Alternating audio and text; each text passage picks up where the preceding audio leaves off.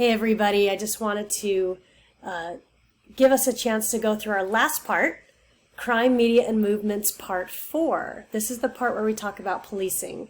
But before I begin, I wanted to make sure that we didn't lose track of the fact that we've already talked a lot about policing in these areas in the class. So I thought it would be actually quite productive to take a step back and just make sure we hit home some more general concepts when it comes to social media and movements, with the exception of one example that I'll share towards the end of the lecture. But let's go ahead and get started. So by way of recall, we've already talked about the court, corrections, and policing as far as media movements or media change or media directed movements. And media, as you have already been able to see in this class, is a very powerful tool. It can sometimes be counterproductive and other times be an accelerator to social change, in particular criminal justice reform. But it's not without its nuances. So first, let's just get after that burning question that probably a lot of us have, especially since coming forward over the past year.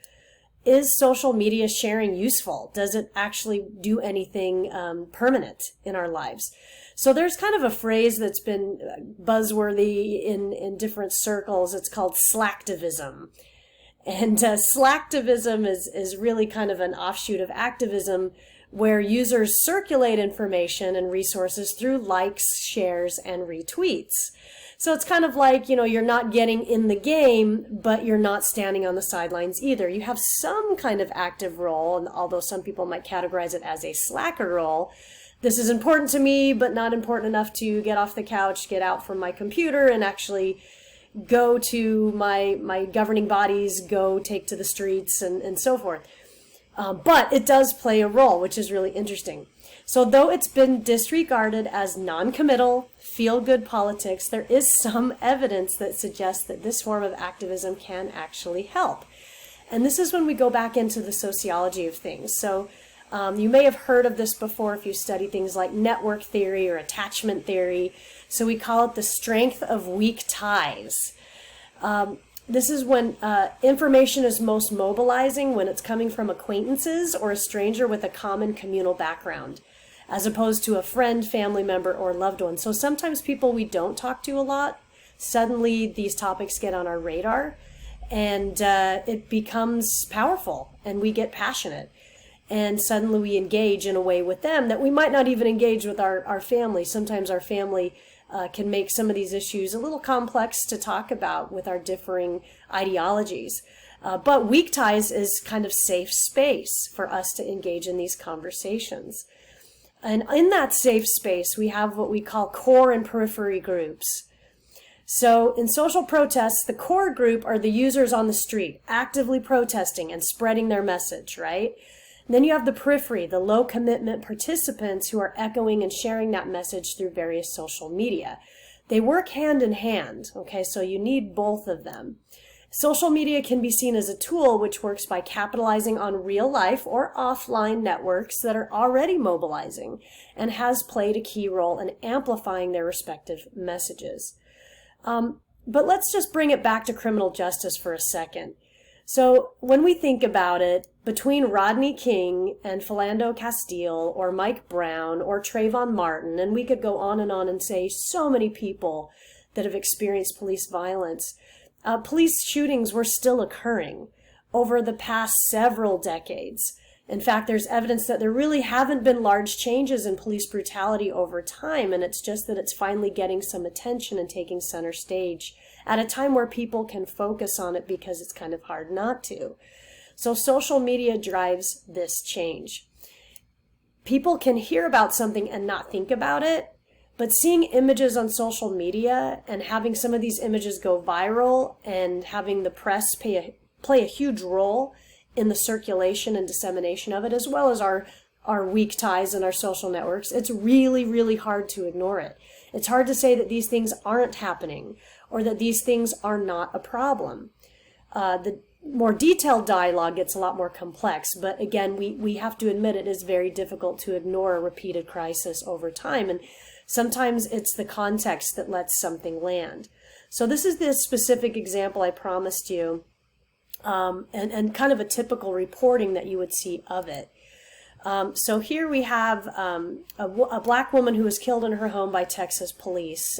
So police responded to a non-emergency call from a neighbor about an open door to a home in their neighborhood, and they were concerned. But without declaring their identities, the police officers circled the property and fired a single shot into the home through a window, killing 28-year-old Adatiana Jefferson as she played video games with her nephew. Given the recent conviction of the police officer who killed Botham Jean in his Dallas apartment, this was also in Texas, do you think we're beginning to see more accountability of police officers? Well, as it continues, after some initial delay and questionable evidence presented by the Fort Worth Police Department, the officer responsible for Adatiana's death resigned from the police force and has been charged with murder. According to the video, the officer had just received crisis intervention training 2 months before the incident. But why are trainings seemingly ineffective in reducing police shootings of Black Americans? And that's a critique that's come up in several faculty discussions that we've had around our department, where we kind of think that there's kind of a mentality of a one-time fix or a due diligence application to providing training and having that be indicating or sustaining permanent change, right? That we've taken our culture by the hair, and we've really tried to go after it and eliminate implicit bias and some of these things that are going on in these incidents. But essentially, implicit bias training or diversity training or tactical training needs to be ongoing. It can't be a one and done deal, and we have sufficient research to indicate that problematic approach to training. And so sometimes we call that into question. So just by way of background and some key concepts, they really responded to a call requesting a welfare check or a safety check on a home with the front door open. Now, as you and I can attest, occasionally your front door is open because you burned something in the oven or you're trying to air out your house or dwelling. There can be any number of reasons that your door is open. Now, it was very late in the night, and again, there is reasoning for concern. After inspecting the area around the house, Officer Aaron Dean approached a window, yelled, "Show me your hands," and fired a single shot into the house. So the whole approach to this incident was that it was a robbery in progress or a burglary in progress, and really, obviously there were a lot of mistakes that happened that ultimately cost someone their life. So the incident occurred days after the police officer shot Botham Jean, and again the resignation happened.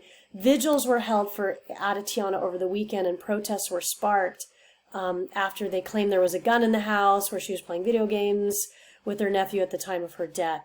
So, there was a lot of confusion and criticism and a lack of transparency, responsibility, and determination to really get after whether threat or fear or force was legitimized and necessary. So again, this is just a tiny example among so many unfortunate occurrences, and it's unfortunate on a lot of different levels. When we look at policing, when we look at victimization, when we look at the tragedies that occur, and so I don't want that to be lost on you with what an entire community experiences when these kinds of incidents occur. So essentially, this is some of where we're seeing the activism go today, certainly. And we've seen some activism push people, especially as we've talked about the Supreme Court, when we've thought about things like stop and frisk or stand your ground or defend your castle. We've talked about rights of the accused and reasonable suspicion. And when these kinds of procedures get questioned, and of course you can take whole classes on this throughout our department in any case.